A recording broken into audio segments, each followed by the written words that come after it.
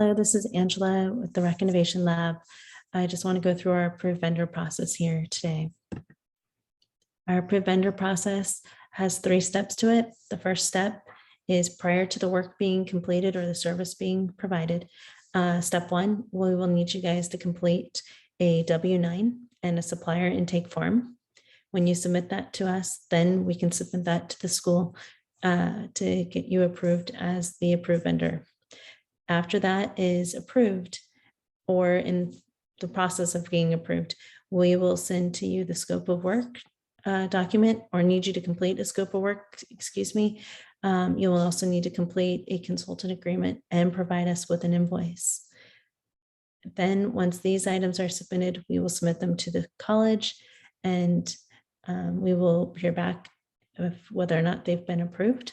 And then once they are approved, and the service or the product is delivered, we will need you to provide us with a final invoice. So let me show you here what these documents look like. Here we have our W-9, the request for taxpayer identification number and certification. And here you can follow the steps for W-9 here. You can either enter a social security number if you're like a sole proprietor, or if your company has an EIN, you can provide that there. Please read through this. There's several pages of instructions on how to complete this form, and definitely check with your accountant or lawyer if you have any questions on completing this as well. The next form will be the supplier intake form. This is all part of step 1. And for the supplier intake form, you'll need to fill out this information for you or your business legal name. And at the end here, there's some categories as well for you to fill out. So those 2 documents, the W-9 and the supplier intake form, are the first step of the process. Please complete them. The W-9 does require a signature here in the middle of the form, right here, and date, please. And then we will submit those to the college. And then the next step would be for you to submit a scope of work agreement, and it will define the performed services and the dates. And this is a template document describing what a scope of work is and the deliverables and the fee schedules and the information that needs to be on your scope of work. And then the second document here for the stage 2 or step 2 is the consultant agreement. So you'll need to complete the consultant agreement with the date that you received the agreement. Right here will be your company name. And from this point, it'll be known as the consultant. And you'll go through here step by step. The district representative will be Tanya Hertz. The performance in terms agreement will be the first date of the services provided and the ending date of the services provided. And these need to be specific and matching to your invoice and to the scope of work.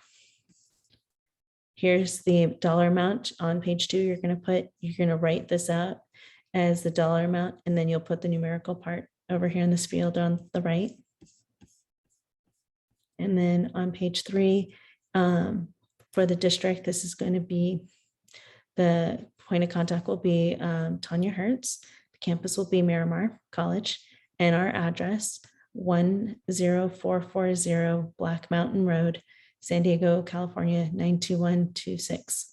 And then you will be the project representative, and you will need to provide your business address. Then we're going to scroll down here to page 7 of the consultant agreement. You will need to complete your address here.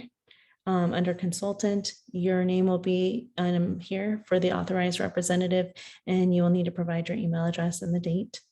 The project manager will be Tanya Hertz, and the campus again will be San Diego Miramar College. And then for the scope of work, we will ask you to refer to your we'll ask you to refer to the scope of work that you submitted in the other document. And then here, you're going to need for the payment provisions, you're going to need to provide who you would like the check to be made to, paid payable to, whether it would be your name or your company's name.